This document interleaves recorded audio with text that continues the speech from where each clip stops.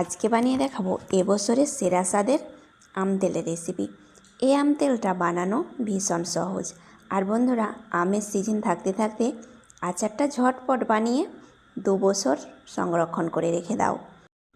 আর অবশ্যই বন্ধুরা, বাজার থেকে আমটা কেনার সময় এরকম টাটকা আম নেওয়ার চেষ্টা করবে। টাটকা আম দিয়ে বানালে আম তেলটা বেশি ভালো হয়। আর বন্ধুরা, আমটাকে আমি প্রথমে জল দিয়ে পরিষ্কার করে নিয়েছি, তারপরে টিস্যু দিয়ে মুছে নিচ্ছি। আমের গায়ে যেন এক ফোঁটাও জল না লেগে থাকে। তোমরা চাইলে আমটাকে 2 ঘন্টা আগে পরিষ্কার করে জলটাকে ঝরিয়ে নিতে পারো। এবার আমের টুকরোগুলোকে ছোট ছোট পিস করে কেটে নিয়েছি। এই ছোট ছোট টুকরো করে কেটে নিলে আম তেলটা বেশি ভালো লাগে খেতে। এরপরে মশলা তৈরি করে নিচ্ছি। আমি যে মশলা দিয়ে আম তেলটা বানাচ্ছি, সেই সব মশলা দিয়ে আম তেলটা বানালে আম তেলের স্বাদটা অপূর্ব স্বাদের হয়। আধা চামচ করে আমি সব কিছু উপকরণ দিচ্ছি।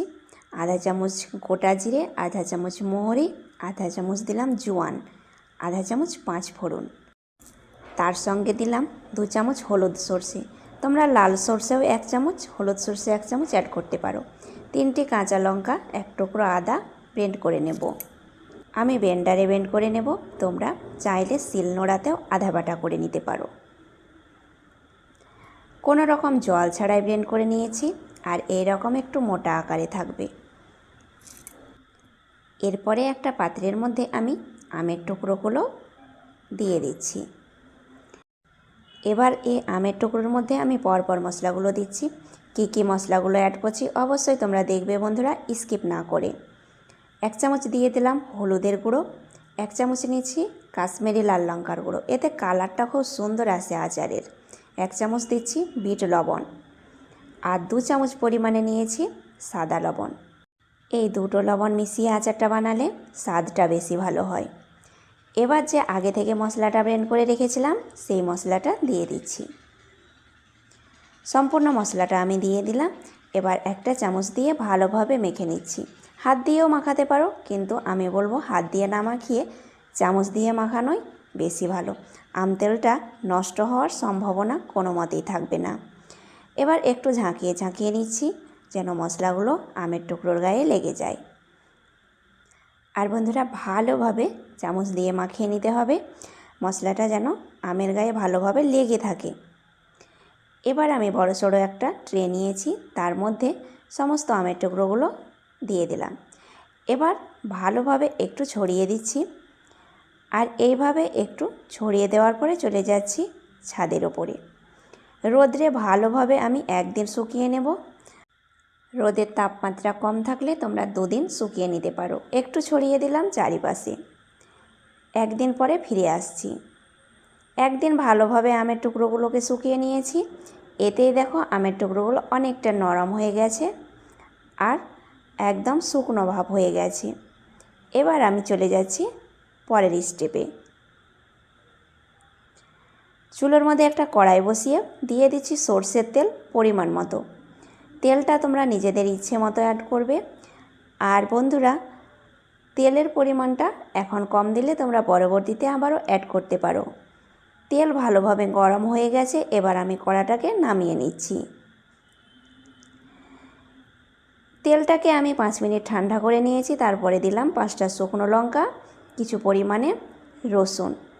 এই রসুন আর শুকনো লঙ্কা তেলের মধ্যে অ্যাড করলে ফ্লেভারটা বেশ ভালো লাগে। তেলের মধ্যে আর একটা উপকরণ অ্যাড করব। এই উপকরণটা অ্যাড করলে আম তেলের স্বাদটা বহুগুণ বেড়ে যাবে। দিয়ে দিচ্ছি আধা চামচ পরিমাণে হিং। হিংটা দেওয়ার তোমরা অবশ্যই অ্যাড করবে বন্ধুরা। তেলের সঙ্গে ভালোভাবে মিশিয়ে নিয়েছি। এবার বন্ধুরা, একটা বড় পাত্র নিয়েছি, আর এই পাত্রের মধ্যে আমি আমের টুকরোগুলো দিয়ে দিচ্ছি। এভাবে বাটির মধ্যে আমের সঙ্গে আম তেলটাকে মাখিয়ে নিলে সম্পূর্ণ আমের টুকরোর গায়ে তেলটা লেগে যায়। আর অবশ্যই বন্ধুরা, আম তেলের মধ্যে তেলটাকে গরম করে অ্যাড করবে। আমি গরম তেলটা করে নিয়ে পুরোপুরি ঠান্ডা করার পরে অ্যাড করছি। গরম তেল আম তেলের মধ্যে অ্যাড করবে না। আশা করছি এই ভিডিওটা তোমাদের সবার ভালো লাগবে। ভালো লেগে থাকলে অবশ্যই লাইক করবে। আর আমার চ্যানেলে নতুন বন্ধু হয়ে থাকলে চ্যানেলটাকে সাবস্ক্রাইব করে সাথে থাকবে। আমের টুকরোর মধ্যে সম্পূর্ণ তেল আমি দিয়েছি। এবার বন্ধুরা আম তেলটাকে সংরক্ষণ করার জন্য আমি একটা কাঁচের পাত্র নিয়েছি। তোমরা প্লাস্টিক জারের মধ্যেও রাখতে পারো, কিন্তু কাঁচের জারে রাখলে একদম পারফেক্টভাবে আম তেলটাকে সংরক্ষণ করে রাখতে পারবে। আম তেলটা কাঁচের জারে রাখার আগে এই টিপসটা তোমরা অবশ্যই ফলো করবে। কাঁচের জারটাকে প্রথমে ভালোভাবে শুকনো করে নেবে, তারপরে 1 চামচ তেল ভালোভাবে জারের মধ্যে ব্রাশ করে নেবে। এতে ছত্রাক ধরবে না, নষ্ট হয়ে যাবে না আম তেলগুলো। তারপরে আমের তেল শুদ্ধ আমের টুকরোগুলোকে জারের মধ্যে ভরে নিচ্ছি।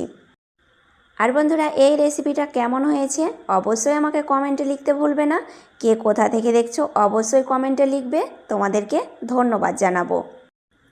এই আম তেলের মধ্যে তেলটা একটু বেশি পরিমাণে থাকলে আম তেলের মধ্যে কোনো রকম ছত্রাক ধরবে না, আর পুরোপুরিভাবে আমের টুকরোগুলো সেদ্ধ হবে। তাই বন্ধুরা একটু তেল বেশি দেওয়ার চেষ্টা করবে। একসঙ্গে না দিতে চাইলে পরবর্তীতে তোমরা তেলটাকে গরম করে ঠান্ডা করে অ্যাড করতে পারো। এইভাবে কাঁচের পাত্রের মধ্যে আম তেলটাকে ভরে নিয়ে মাঝে মধ্যে রোদে দেবে। আবার তোমরা চাইলে নর্মাল ফ্রিজেও রাখতে পারো। 2 থেকে 3 বছর পর্যন্ত সংরক্ষণ করে রাখতে পারবে। আজ তাহলে এই পর্যন্তই। ভালো থাকবে, সুস্থ থাকবে।